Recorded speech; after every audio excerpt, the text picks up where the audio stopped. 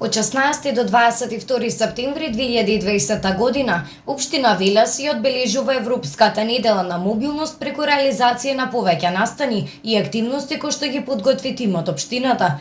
Овогодинишната тема на Европската недела на мобилност е подвижност со нулта емисија за сите. Темата се однесува на амбициозните цели на јаглерод неутрален европски континент до 2050 година. Воедно темата ја потенцира важноста на пристапноста до транспортот со нула емисија и промовира инклузивна рамка која што ги вклучува сите граѓани.